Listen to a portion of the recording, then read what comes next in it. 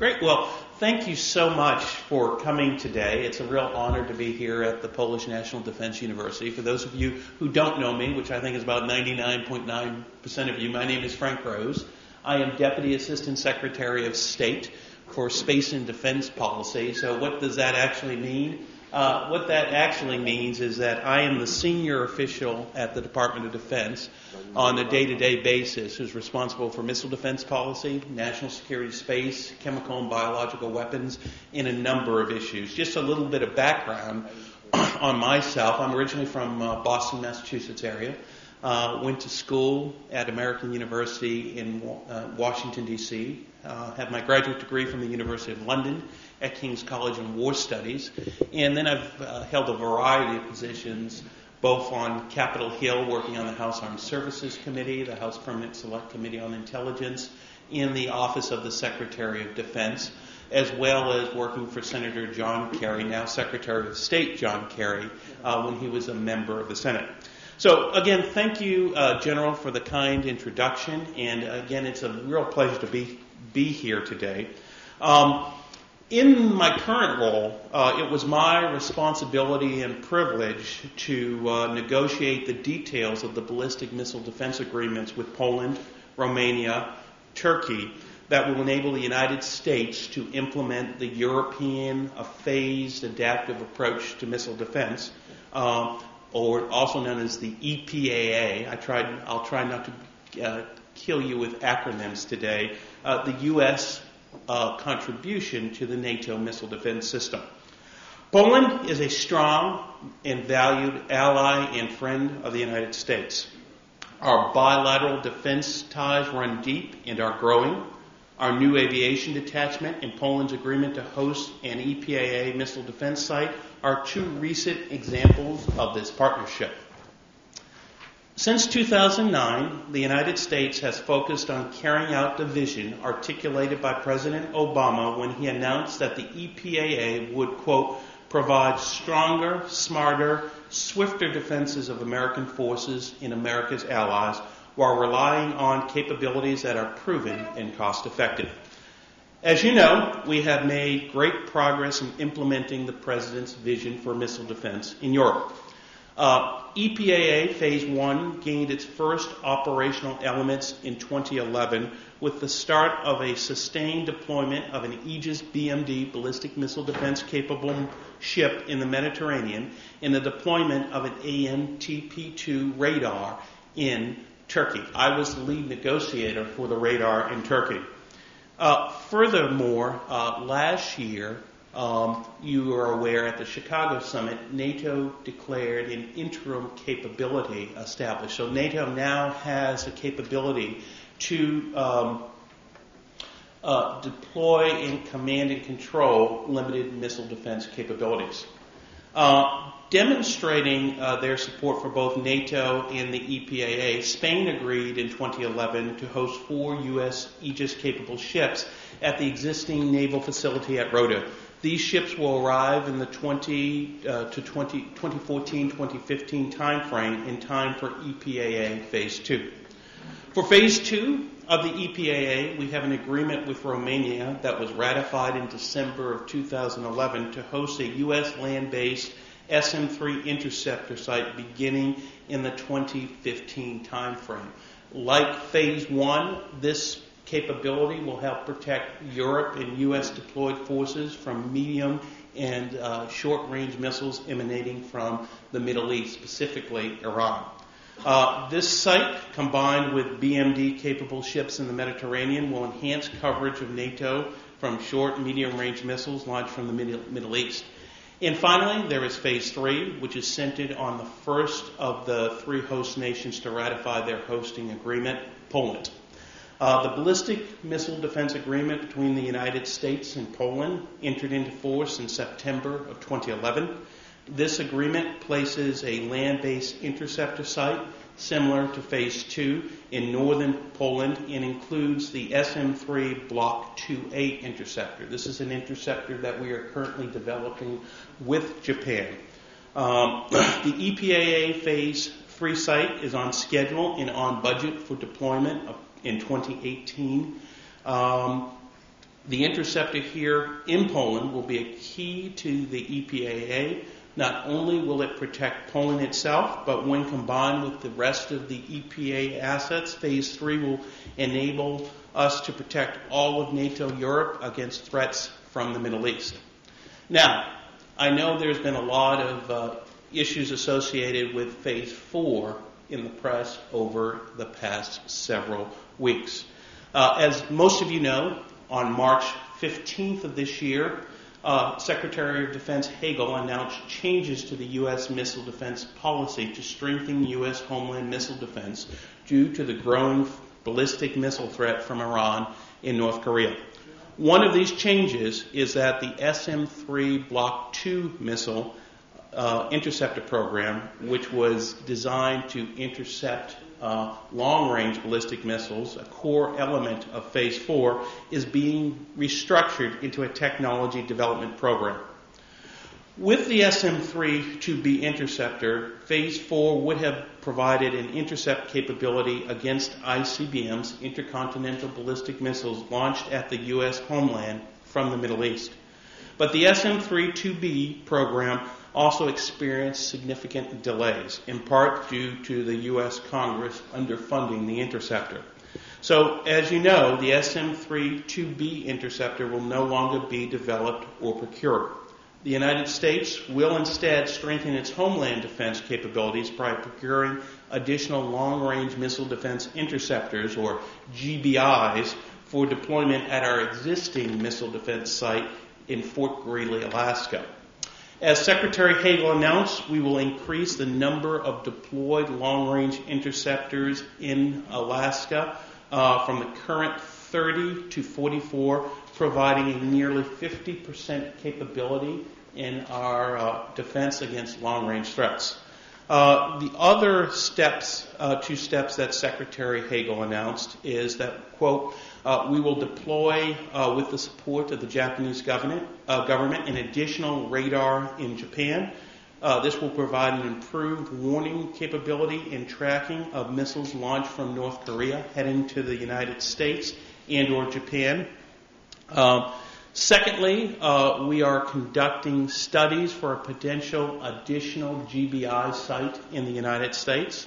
While the Obama administration has not made a decision on whether to proceed with an additional site, conducting these studies would shorten the timeline for construction should a decision be made. And again, I want to emphasize that right now, given the threat, we have not made a decision to build a third interceptor.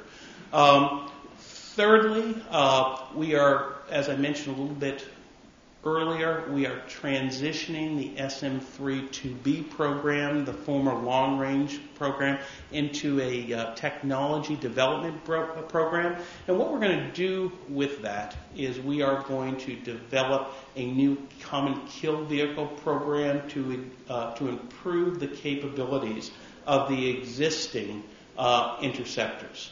Finally, let me emphasize that the U.S. commitment to phases 1 through 3 of the European phase adaptive approach and NATO missile defense remain, as Secretary Hagel said, ironclad, including the planned sites in Poland and Romania.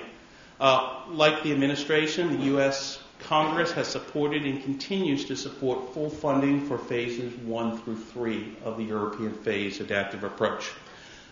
These U.S. missile defense deployments to Europe will provide necessary capabilities to provide ballistic missile defense coverage of all NATO Europe in the 2018 timeframe. Now, I know some of you may believe that not fielding Phase 4 may weaken the transatlantic connection between the defense of Europe and the defense of the United States. One of the reasons why I know many Europeans supported the idea of the EPAA, because it reinforced that link, that the fact that you had deployed capabilities in Europe protecting the United States and kind of solidified the security bonds between both sides of the Atlantic. But what I want to tell you this morning is that the connection through the European phased adaptive approach in U.S. homeland defense remains strong. I would emphasize that phases 1 through 3 of the European phased adaptive approach will continue to provide important contributions to the defense of the United States homeland and U.S. deployed forces in Europe. For example, the radar deployed in Turkey as part of the EPAA can provide important early tracking data on any Iranian missiles launched against the United States. Additionally, the interceptor site to be deployed in Poland, as well as Aegis BMD-capable ships at sea, will also be key to protecting the U.S. radar at Fylingdales, which is located in the United Kingdom, which is very important, I would say critical to defending the United States against threats from the Middle East. Beyond our bilateral cooperation, we have also worked with our NATO allies, including Poland, to implement a NATO missile defense effort. After thorough study and progress within NATO, on May 20th through 21st of 2012, NATO heads of state and government met in Chicago for a NATO summit and announced that NATO had achieved an interim ballistic missile defense capability. This means the alliance has an operationally meaningful standing peacetime BMD capability. NATO also agreed on BMD-related command and control procedures, designated NATO Supreme Allied Commander in Europe as the commander for the mission, and announced an interoperable command and control capability. To support this interim BMD capability, the United States has offered EPAA assets to the alliance on a voluntary basis as voluntary national contributions to the BMD mission. The radar deployed in Turkey is now under NATO operational control. In addition, U.S. BMD-capable ships in Europe are also available to operate under NATO command and control as the threat warrants.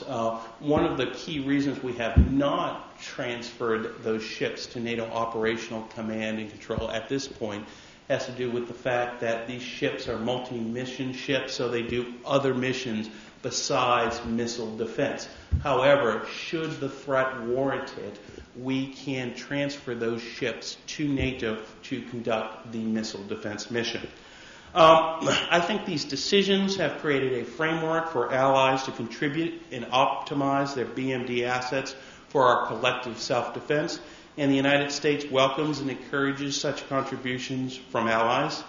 NATO BMD will be more effective should allies provide sensors and interceptors to complement the U.S. EPAA contributions. Several NATO allies already possess land and sea-based sensors that could potentially be linked into the system, as well as lower-tier systems that can be integrated and used to provide point defense, such as Patriot. It is important that the systems contributed by allies be interoperable with NATO's Active Land Theater Missile Defense Program, or ALT-BMD. At the same time we are developing this missile defense cooperation with NATO, we also seek to work cooperatively with Russia.